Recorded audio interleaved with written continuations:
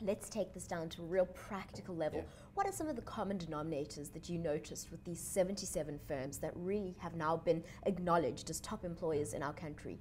Is there a common thread? What are they doing right? There's a common thread with top employers worldwide, and I definitely obviously incorporate those 77 organizations in that global theme. The biggest difference for me in terms of the top employers that we have is that they recognize the strategic importance of HR, and that it is one of the key drivers of a company. We're firm believers that if you want to get the very best out of people, you need to have great policies and practices in place.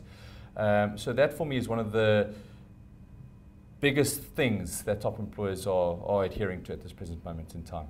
Now, you mentioned there were 800 business leaders at Gallagher Estate. 77 of those were certified. What do you say to businesses watching this, perhaps people who are at Gallagher Estate who think, by next year or by a certain date, I want to have my institution recognized as one of the top employers? Where do you start? Absolutely, and there's no time like the present. You know, the companies, before they became a certified top employer, also had that similar feeling of uncertainty. You know, do we have what it takes to become a certified top employer? But unfortunately, companies have got to take the plunge and have a good look at themselves in the mirror and see how they stack up relative to best practice. I mean, you can only officially call yourself a certified top employer once you've been measured and assessed by a third party. Unfortunately, companies who shout that they're a great place to work, which I'm sure a lot of companies are in South Africa, you know, it tends to be a bit more subjective.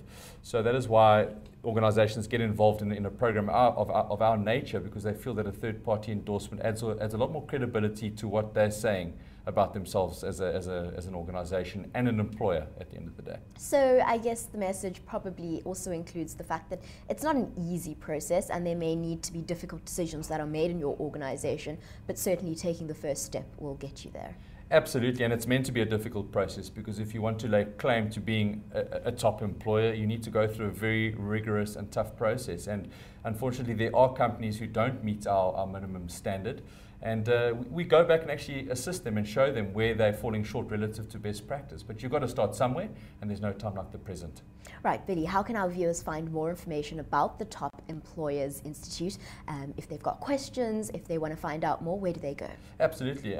We've got a global website. It's called www.top-employers.com.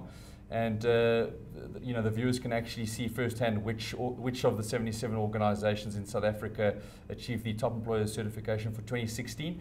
And there are 57 organizations outside of South Africa on the African continent who also achieved a similar standard. So that's where they can go learn a bit more about our program and obviously what we do as a business. Billy Elliott, thank you so much for joining us today. Thanks, Jerusha.